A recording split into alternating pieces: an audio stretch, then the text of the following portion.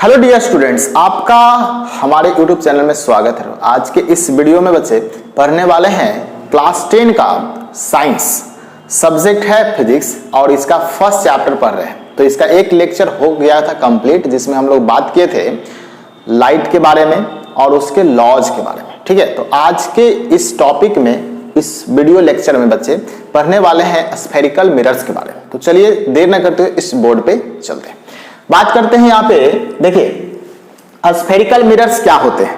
देखिए आपके पास एक स्फेयर टाइप का एक रहता है, शीशा का बना हुआ, शीशा जिसको बोल सकते हैं, ग्लास का बना हुआ एक स्फेयर रहता है, बॉल के आकार का रहता है, ट्रांसपेरेंट होता है। ठीक है, उसको क्या किया जाता है, कटिंग किया जाता है और उसके एक साइड को कलर कर दिया जाता है, उस सिल्वर कोटिंग के बोला जाता है, उसको सिल्वर कोटिंग किया जाता है। ठीक है, और इसी के कारण हम लोग रिफ्लेक्ट करके देख पाते हैं अपने इमेजेस को। ठीक है, तो यहाँ पे डेफिनेशन भी हमने वैसा ही लिखा है, क्या है, the spherical mirrors are the part of a sphere whose one side is painted with silver coating.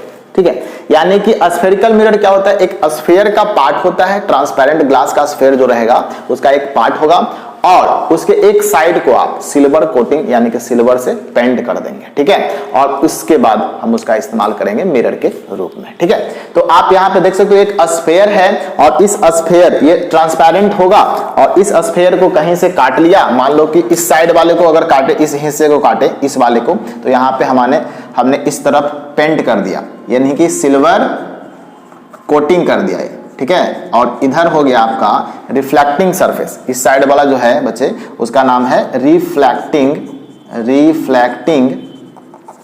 Surface. Reflection समझ में आता ही होगा कि रिफ्लेक्शन क्या होता है। तो यहाँ पे ये रिफ्लेक्टिंग सरफेस इस साइड वाला हो गया और इधर वाला हो गया सिल्वर कोटिंग।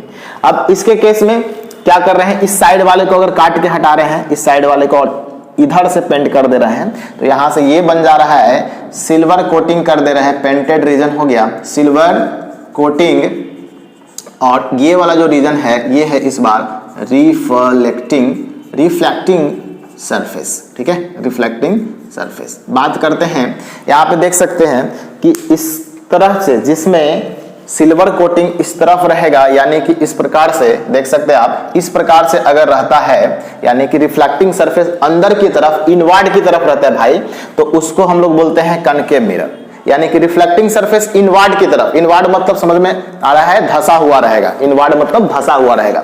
तो रिफ्लेक्टिंग सरफेस कहने का मतलब जिसका धंसा हुआ इनवर्ड की तरफ रहता है, तो उसको क्या बोला जाता है, उसको बोला जाता है कनकेव मिरर। और उसी तरह से अगर आउटवर्ड की तरफ रिफ्लेक्टिंग सरफेस रहता है तो उसको क्या बोला जाता है, कन्वेक्स मिरर बोला जाता है। तो समझ में आ गया होगा, यानी कि इसके आधार पे आप दो तरह के स्फेरिकल मिरर के बारे में पढ़ोगे। यानी कि टाइप्स ऑफ स्फेरिकल मिरर की बात करें बच्चे, तो उसमें दो टाइप्स हैं, एक होता है कनकेव मिरर और दूसरा होता है कन्वेक्स मिरर। ठीक है, कनकेव और कन्वेक्स के बारे में डिटेल में हम लोग पढ़ने वाले हैं। और ये पूरे जो रिफ्लेक्शन चैप्टर है ना, तो उस पूरे रिफ्लेक्शन चैप्टर में ही हम लोग इन्हीं दोनों मतलब मिरर के बारे में पढ़ेंगे। इसका इमेज फॉर्मेशन कैसे होता है, इसका नेचर कैसा होता है, कन्वर्जिंग होता है, डाइवर्जिंग होता है, इसमें क्या क्या पोल, एक्सिस, ये सब प्रिंसिपल एक्सिस वगैरह क्या होता है, उस सब हम लोग डिटेल में पढ़ेंगे।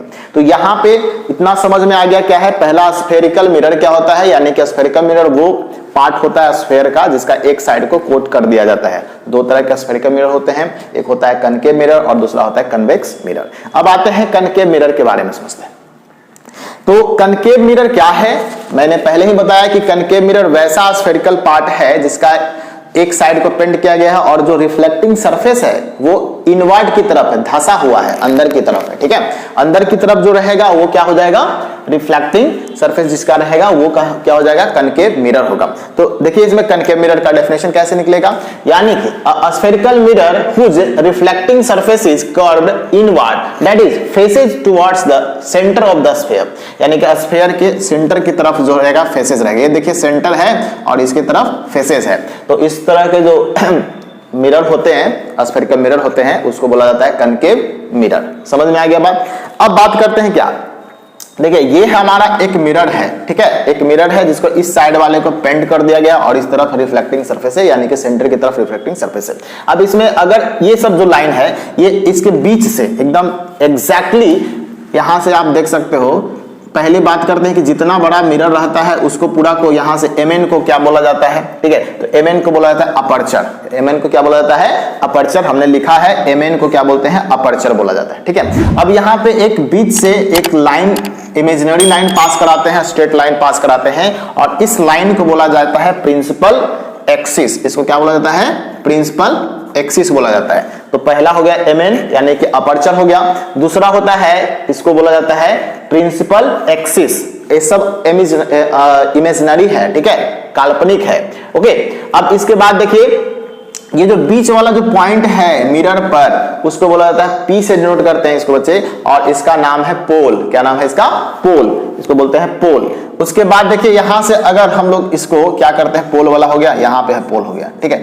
अब इसमें देखिए ये स्फीयर का पार्ट है, इसके बीच में जस्ट बीच में होगा सेंटर, उसको सेंटर ऑफ कर्वेचर बोलते हैं, क्या बोलते हैं इसको सेंटर ऑफ कर्वेचर बोला जाता है। उसके बाद आइए इस सेंटर ऑफ कर्वेचर और पोल के बीच में एक पॉइंट होता है जिसको बोला जाता है फोकस, क्या बोलते हैं उसको फोकस, तो फोकस ये हो गया F से डिनोट करते हैं इसको फोकस को। उसके बाद देखिए यहां से जो ये वाला जगह देखिए यानी कि P और F का जो बीच का डिस्टेंस है, P और F के बीच का डिस्टेंस को स्मॉल f से डिनोट करते हैं, और PF को बोला जाता है फोकल लेंथ, क्या बोलते हैं इसको फोकल लेंथ बोला जाता है, इसको स्मॉल f से डिनोट करते हैं। अब बात करते हैं इसका CP, यहां से यहां तक जो लेंथ है, यहां से यहां तक, ठीक है, तो ये वाला जो लेंथ है भाई ये क्या कहलाता है CP, जो है आपका रेडियस ऑफ कर्वेचर, इसको कैपिटल R से डिनोट करते हैं।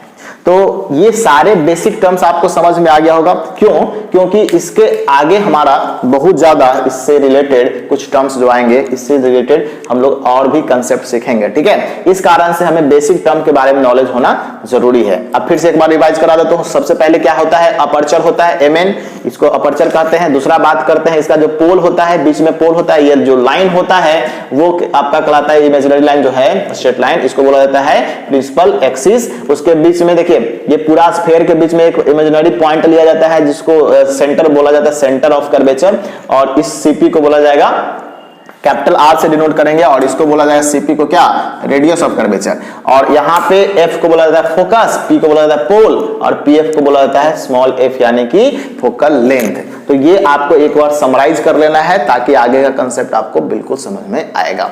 तो आज के वीडियो में इतना ही रहने देते हैं, मिलते हैं अगले वीडियो में जिसमें हम लोग और भी इसके से जुड़े और कंसेप्ट समझेंगे। इसका सबसे पहले आप स्क्रीनशॉट ले लो और ताकि आप नोट्स इसका बना पाओ, ठीक है। उम्मीद है ये वीडियो आपको पसंद आया होगा। अगर कोई भी डाउट हो तो हमारे कमेंट बॉक्स में जरूर लिखें, और ऐसे ही और मोर वीडियोज के लिए do like share and subscribe to our channel. मिलते हैं अगले वीडियो में, तब तक के लिए good bye, take care, thanks a lot, Jai Hind, Vande Mataram.